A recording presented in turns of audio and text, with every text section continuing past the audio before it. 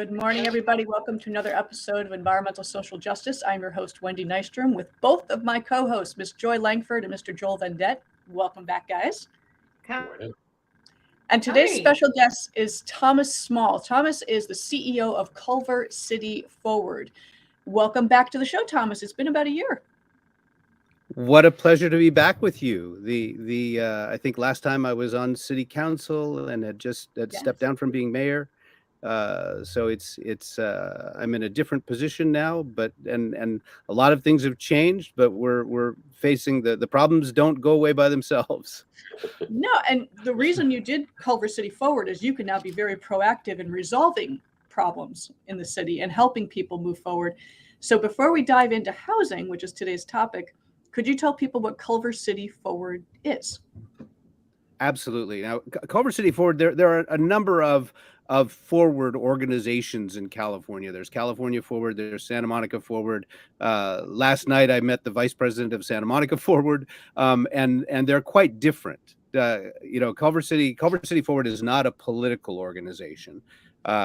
We try to stay neutral on the politics in Culver City, but we formed the organization when I stepped down from being mayor, to work between the large companies that are in Culver City and the city and the community to try to improve our quality of life and solve our problems, because that's certainly the large companies that we have in Culver City are certainly a resource and an issue.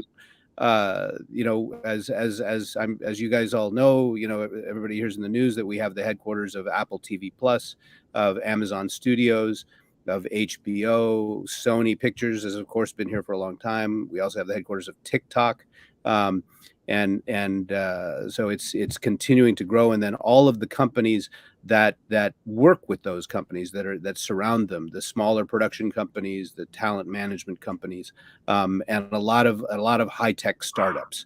I keep meeting them. When you would think by this time I would know most of them, but I keep meeting them. It's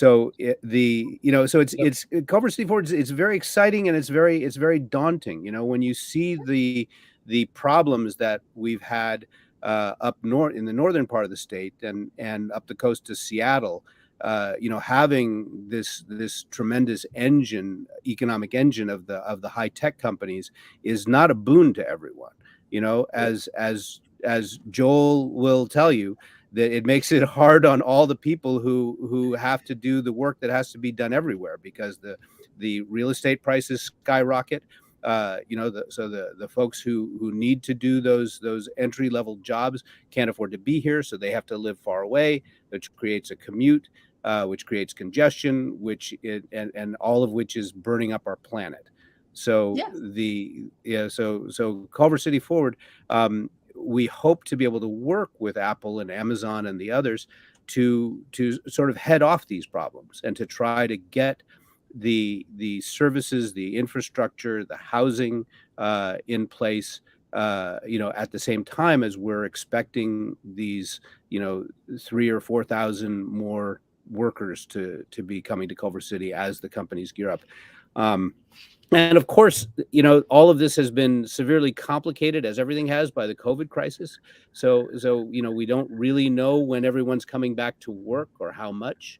But regardless of that, the economy, continues to be booming here in Culver City, and the housing prices continue to rise.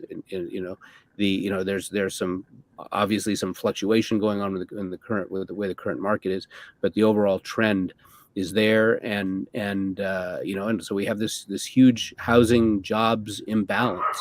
Pre-COVID, we were looking at about we have about a little less than 40,000 residents, people who sleep in Culver City every night.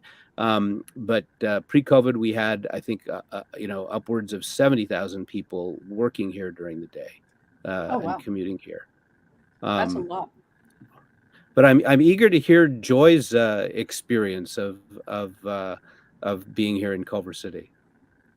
Yeah, so I was telling you right before we went on, we have a few units in Culver City.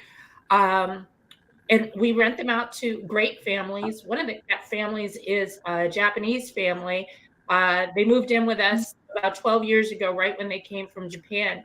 The reason why they wanted Culver City was because of the school's immersion programs. They're teaching Japanese and English, French, Spanish. There's several languages that also make the school system more attractive. So, with that, during COVID, they started issuing rental programs, making us apply for rental business licenses, I guess they're called, to make sure that we were renting at a fair price. It's kind of kept the rents down, but yet at the same time, homeowners association fees and the like are going up. And in our situation, fortunately, the units are paid for, outright. But you think even for working people that are working at TikTok or HBO or Symantec, that are really local players as far as employment in the area, people who are just moving in are going to still find it kind of hard for the affordability factor. Once they factor in the taxes, the average price of a condo right now, 1-bedroom condo is $600,000. By the time they pay their mortgage and everything else, you're looking at a pretty hefty sum to be able to afford in Culver City. And that's even if you've got a great job at Sony or one of the larger industries. Yeah. So I think that's something that really needs to be looked at. As Joel was also saying before we went on live, families really want the American dream, and maybe they don't want the Kardashian dream of being wealthy, but they want good school systems, which Culver City does definitely provide. They want to be able to put food on the table, and they want to live the American dream and own housing. And for the average price of a house, just a single family house in Culver City to be well over $1 million, I think those are some of the things that people are going to have to look at as we decide what the ecosystem looks like for Culver City in the future. That's a brilliant observation that Joel brought up. Was a lot of times, and Thomas, definitely, I want your opinion on this, but she touched on the fact that small mom and pop landlords, they can't raise their rents, but their bills are all going up. So it's putting them at a disadvantage. And actually, that more supports the large corporations that are buying up large tracts of land, large tracts of homes, large apartment buildings. And they're not affected by this because they can float it for as long as they want. So we're kind of running into this dichotomy of pushing out the little guy, supporting the big guy, but we don't want to support the big guy because they're not doing the best thing for the neighborhood. So Thomas, that's a really loaded question for you. Well, there's always growing pains when there's change like this. So certainly the intention of the rent control, rent stabilization is not to prevent the rent from rising at all, but controlling it so that it can, so that there's some, because we were having before that those rules went into place, we were having rents shoot up 100%, 200%, and that was forcing people onto the street. We amongst the housing community there, we took a field study trip, and Wendy, we didn't talk about this before, but Joy just reminded me of it, to Vienna in last October. And there was a group of legislators, of assemblymen and assembly members and senators from California, and then a whole bunch of people who work in affordable housing, and then a number of other elected officials and former elected officials like myself. And there they've had this system in place for 100 years. It's like 100 years ago in Vienna, they had 30,000 homeless people in Vienna. So they started back then putting together their system of, they call it limited profit. It's not non-profit, but it's kind of like rent control in that it governs how the buildings are built, how they're financed, and so on. That the developers have a limited amount of profit that they can make, and so they've created this social housing system that's just incredible. I mean, I remember seeing this image of 100 years ago there were 30,000 people on the street in Vienna. Today, for the last 10 years, it's been voted one of the top 10 places to live in the world, often number one over the last 10 years. And they're in their social housing system, I think it's about 60% of people that live in Vienna are renters.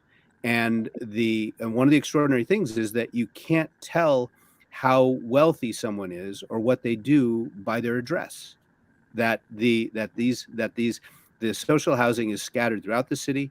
There are many folks who have regular jobs, who do well, who prefer to use the social housing because it costs a lot less, and it gives them much more disposable income for the rest. So we're kind of at the beginning of that. Is one of the things that the group sort of noticed, that we have to take steps to get there, because their system has been up and running for that long time, so that the development process, there's already capital in that system, and it keeps going. They keep building housing.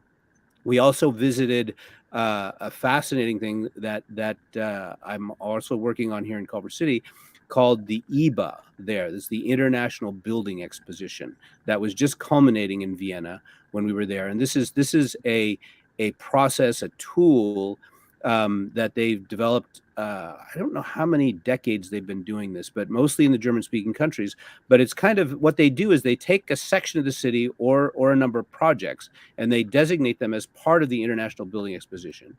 And it usually takes about 7 to 10 years, but they lift all the zoning rules and the building rules, and they let the developers and the architects imagine what the future is going to be and actually build it. And then at the end of that time, they have a big show. You see all the buildings, and they take the neighborhoods and the buildings that really work, and that's how they build the future of the city.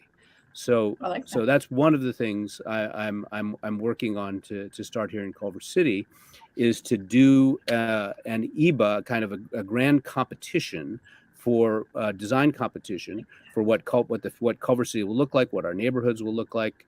But here, because we don't have the same resources, we don't have the same time frame. I'd like to do it virtually, and build that competition inside of the digital twin that we're building. And so let me go back a little bit and set the stage a little bit for that story.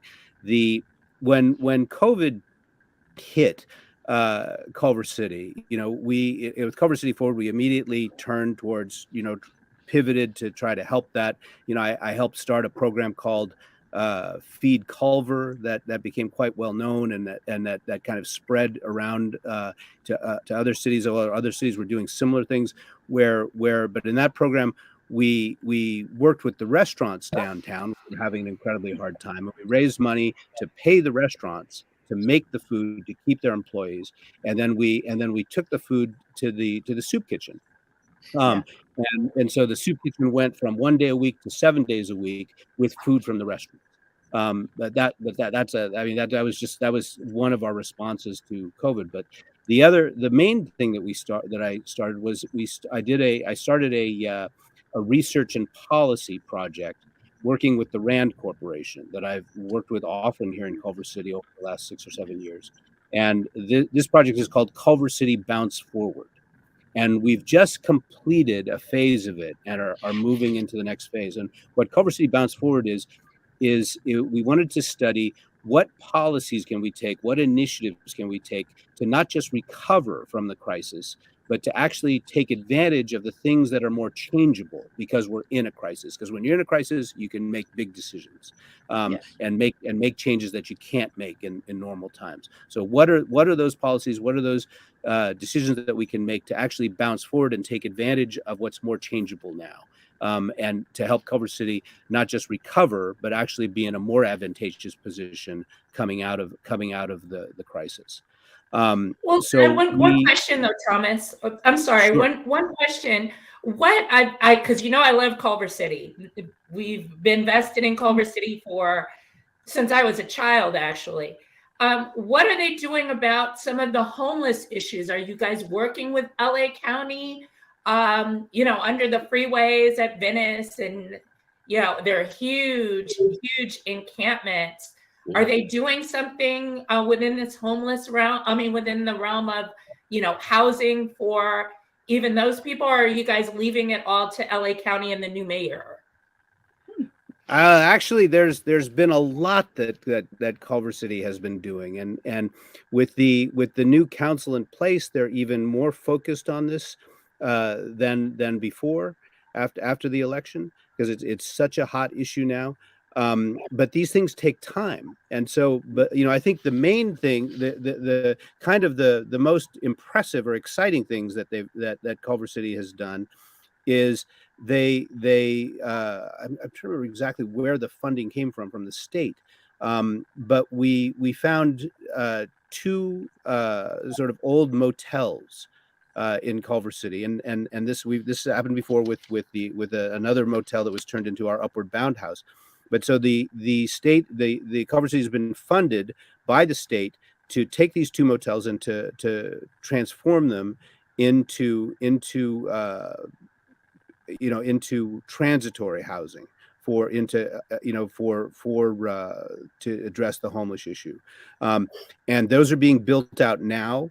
It's upwards of, I'm trying to remember how many rooms there are, but I think there's maybe about 70 or so rooms altogether. And then we're also right now creating a safe camping area in the parking lot on Virginia Avenue by the creek. So once those are in place, we will have, and getting those grants to buy those hotels and transform them was huge, because Culver City does not have the resources itself to be able to do that. But we will have those in place hopefully within a number of months, and be able to locally alleviate some of that. I know a lot of what the current council is trying to do is to mirror what Mayor Bass is doing in Los Angeles, and to try to move forward together. And of course, so many of our resources, we don't have a health department, in the local cities, so that is all with the county. So it's so these things have to be working very close together. But ultimately, to really have a solution for the homeless issue, obviously encompasses creating more permanent housing and more We've got to permanent let Joel supportive jump in. housing He's for the folks who losing it. need it. Joel, go ahead. Sorry, but I think I love hearing what's happening now to remedy the problem that's happening. But going back to the amount of money that's about to start coming into Culver City and a lack of affordable housing, this homeless issue could start getting to be even worse. And yeah, and so I'm like, I love hearing that a safe campsite. Okay, we're at that point in life right now, which breaks my heart. So as we start talking about housing for people, and I love the idea of the social housing. I think this is great. A little hint of socialism and capitalism. The two could probably work together well. Whatever. Mm-hmm. So I love the fact that Culver City wants to grow. Every city wants to grow. There's a homeless problem. There is an affordability problem that is beyond repair right now. It just is. It's gone too far. Affordability, yeah. And so it's like, as this money starts coming in, obviously the plans were there to get the industry to come in. You knew that all these industries were coming in. What was done at the exact same time to make sure people could still afford to live here? That's a good point.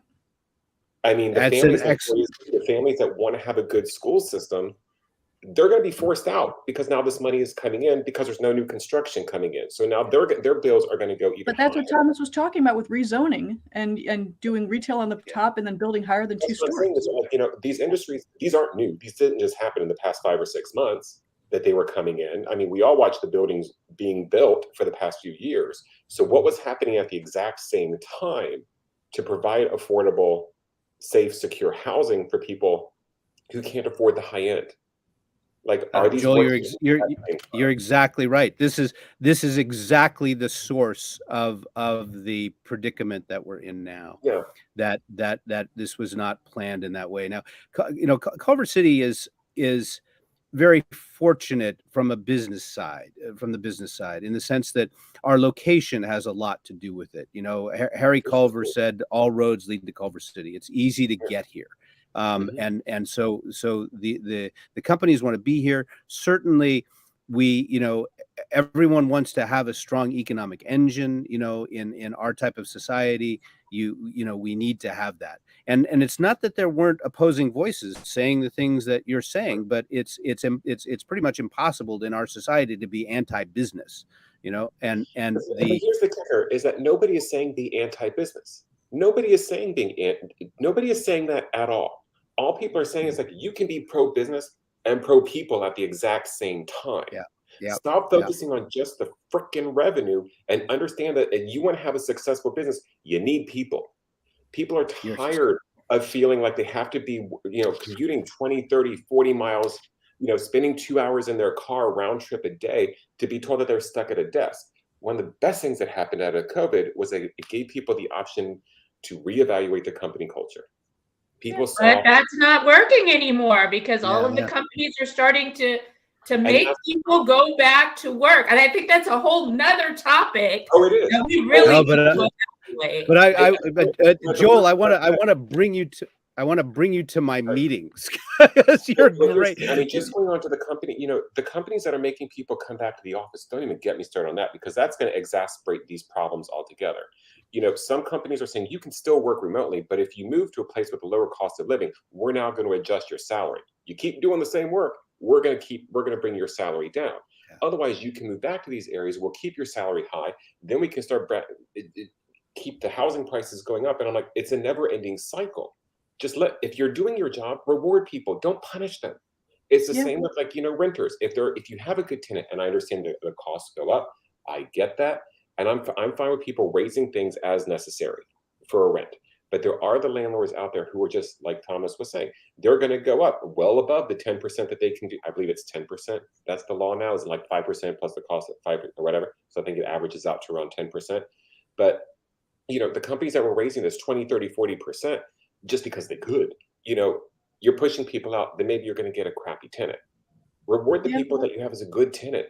You know, if you have to raise it a little bit, raise it a little bit. But this whole system is just, it's a shit show. But Joel, this is exactly the work that I'm doing. This is exactly what Culver City Forward was formed to do, is to work with the businesses that have been so successful to plan to make the city work, because we have to have that housing. And now it has become so urgent that we need to be, you know, we need to be in Culver City. We need a housing moonshot. You know, and it is a tremendous opportunity. As much as it is daunting and frustrating and a shit show, which is what it is an opportunity, because Culver City, it's like we have the jobs. You know, if we can build the housing to meet that need, so that people don't have to drive hours and hours, and so that maybe maybe there's more availability at more of a workforce price for housing. You know, this city can become even more successful than it has been before, and actually be able to afford to continue supporting, you know, the excellent education system that we have here, which is another thing that has drawn all of these employers to want to be here. And I'm sorry to interrupt, but and nobody's saying this is a Culver City only issue. This is happening everywhere. You know, so I think, you know, the issues that we're talking about today is like, it's like I said, I just want to make sure everybody understands that we're not lashing out just Culver. It really is everywhere. I mean, LA has its own set of issues when it comes to infrastructure. I'll put it nicely. You know, so sorry. But let me in the few minutes we have left, let me just talk a little bit more about my project Culver City Bounce Forward. That is we'll be going. One of the things we decided to do differently than we've done in the past in my work with Rand is that we wanted to publish this work in a way that was accessible and relatable to everyone. And so what we've done is we built a standalone website for it. Culver City, it'll be culvercityforward.org. And the website consists of has two processes, two things within it that I think that are really targeted and formulated to address exactly these problems. How and where are we going to be able to create this housing here in Culver City, and how are we going to work with the folks who already live here? you know, Yeah. who are already faced with all this change and who are going to have to absorb more change. I've often quoted in the past, it was sort of the title of my State of the City event, but there's a quote from a wonderful novel called The Leopard, the Gatto Pardo. It's a wonderful movie of it too, that it takes place in the late 19th century in Italy. But one of the characters says to the main character, he says, if we want things to stay the same, everything must change. And that's what we're facing here in Culver City, is that we have this wonderful small town feel. Wendy and I had breakfast in this restaurant that was straight out of the 50s, eggs and potatoes and bacon and we all know our neighbors here. As I'm sure Joy knows, it's like there's a lot of people who've been here for a long time. And but for all those folks, they don't want it to change. They want to maintain this small town feel, and I think we can do that. But we need to have more housing, and we need to have growth in that way. So what the Culver City Bounce Forward website does is it has a process. It delineates a process of making decisions about urban planning that I think is fascinating. It's a decision-making process that RAND and a number of other institutions around the world have developed over many years now. And when you see it, you'll go through it and you'll see how it enables you to resolve differences within a community, which is something that I think we need more than ever now. And then the other part of it that is really getting attention is that we're building what's called a digital twin of Culver City. And this will be a three-dimensional model of Culver City. It looks kind of like Google Earth, but where you can build new structures. So we'll be able to, within this three-dimensional model, say, okay, what if we had, 2 or 3 more stories allowed along the creek in kind of the old industrial area where all the key cool startups are, and we had housing there, and we mixed the housing with our businesses and with our retail, and and we made the creek into a park. What would that look like? And you'll be able to actually see it. Because this is, as we went through our general plan, we have such a problem that if you talk about stuff, people can't see it, and it makes them afraid. But when you can see this, when actually you see what it looked like, you'd see where the shadows fall. And then the incredible thing about a digital twin, it also enables you to measure everything that's happening. You can know how many people are going in and out of each building, how much water is being used, how much energy is being used in all of these projections. And describing it so quickly, it's just a teaser. But this is the thing that's exciting. I think this is what's going to enable us to resolve the differences within the city, and be able to make decisions about where that housing can go, and not just stop it as has been done for the last 30, 40 years here in California, particularly along the coast. So really quick question, as you're dealing with, talking to the think tanks and all this, what is the community involvement at the same time? Because they have to be a part of the conversation.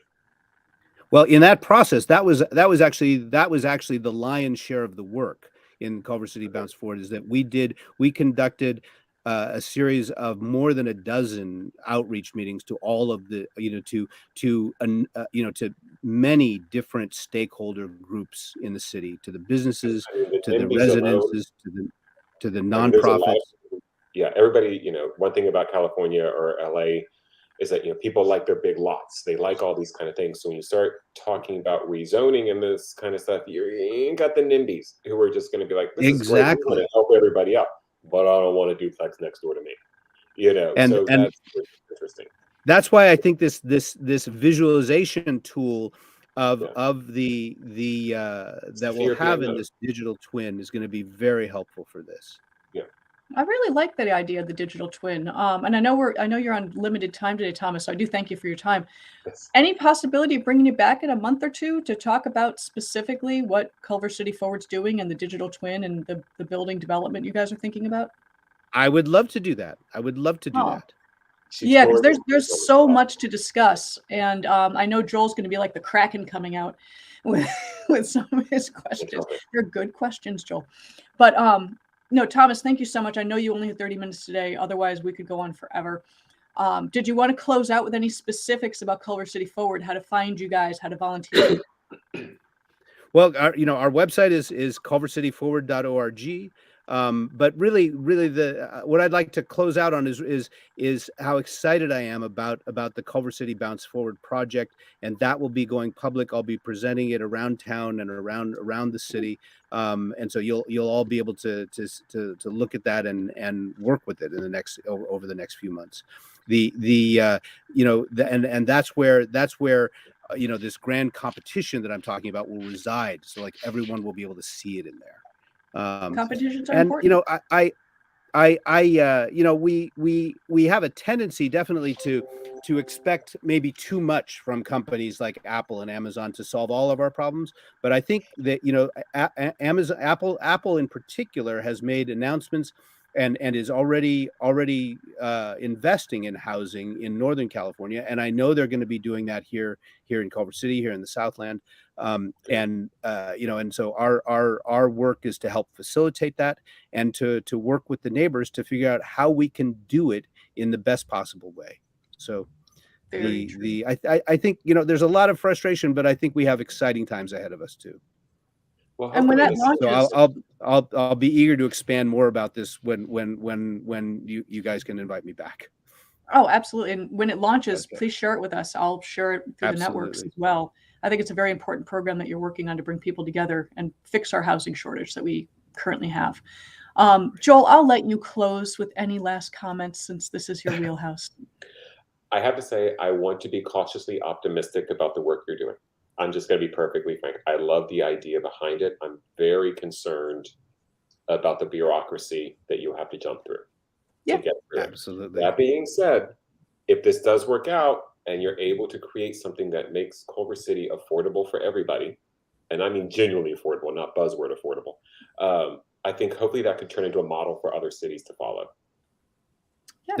That is the vision. That is absolutely the That's my vision. positive note right there. All right. That is And we'll stay tuned and find out what happens next. We look forward to seeing you, Thomas. Yeah, we definitely Thank you have to have guys a so follow-up. much. Thanks, Thomas. Thank you, Thomas, for joining All us. right. Wendy Nystrom, Environmental Social Justice, with my co-host Joy and Joel. Thomas Small, thank you so much. Culver City Forward, folks, check them out. Take care. Thanks again. Okay. Bye-bye. Bye. Bye.